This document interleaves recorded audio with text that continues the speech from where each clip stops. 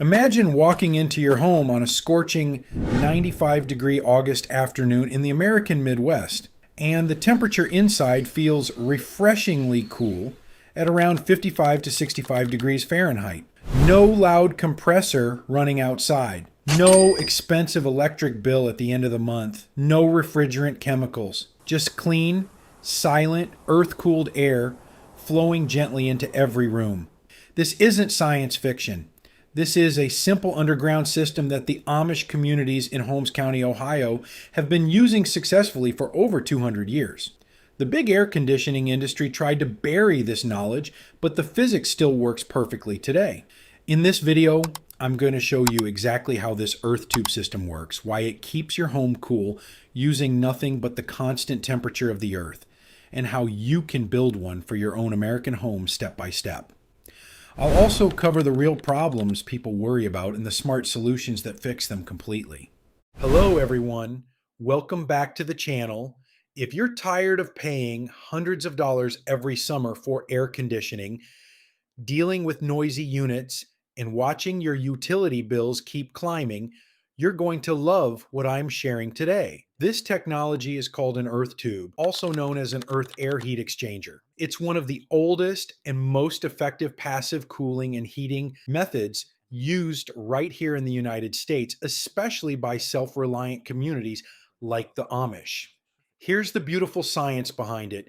6 feet underground, the soil temperature stays almost perfectly constant all year round, no matter how hot or cold it is on the surface. In most parts of America, that stable temperature is right around 55 degrees Fahrenheit. For example, in Holmes County, Ohio, it's about 54 to 56 degrees. In Chicago, it's around 55 degrees.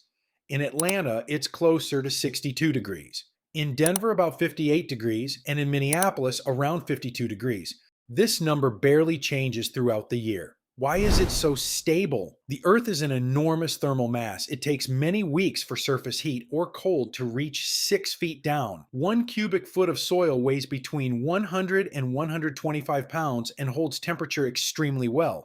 The ground acts like a giant free battery that never runs out. When you pull hot summer air through a long buried pipe, the cool soil surrounding the pipe sucks the heat right out of the air. At the same time, as the air cools below its dew point, moisture condenses on the inside of the pipe and drains away. This means you also get drier, more comfortable air entering your home.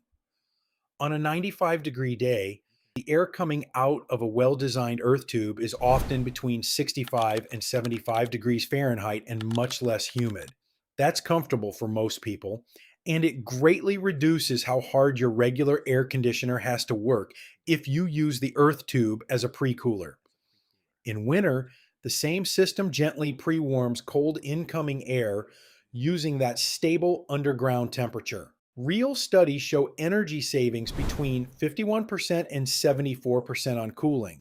Some systems achieve a coefficient of performance as high as 20 to 28 when you only count the electricity used by a small fan. That's far better than a standard air conditioner, which usually reaches only 3.5 to 4. The Amish didn't invent this idea from scratch. They perfected old European techniques brought over by German and Swiss immigrants. Back in 1903, the USDA documented these ground tempering channels in Holmes County settlements, simple buried pipes that pre-cooled or pre-warmed air using only the earth. Similar concepts were used by ancient civilizations, but here in America, the Amish turned it into a practical, reliable system for root cellars that stay 32 to 40 degrees, in spring houses that stay 50 to 58 degrees, without using any electricity at all. Modern installations across the country prove these systems can last 50 to 100 years with almost zero maintenance when built correctly. Now let's get practical. Here are the materials you need for a basic open loop system that usually costs under $300 to $400. 100 to 200 feet of smooth wall 6-inch or 8-inch HDPE pipe. Make sure it's smooth inside. Never use cheap corrugated pipe because water will pool in the ridges. one small inline fan rated at 50 to 80 watts, a high quality MERV 13 or better air filter, stainless steel screen for the intake to keep out bugs and debris, sand or pea gravel for bedding the pipe, basic fittings, and a drain point. For the upgraded closed loop version, you will also need PEX tubing or similar for the glycol loop, a small circulating pump, food grade propylene glycol, and a simple fan coil heat exchanger unit for inside the house. Even with these upgrades, the total cost usually stays under $500. Here is the complete step-by-step build process. First, plan the location. Choose a straight or gently curving path in your yard and dig the trench at least 6 feet deep, preferably deeper in colder states to stay below the frost line. Aim for at least 100 to 150 feet of pipe length for good cooling performance.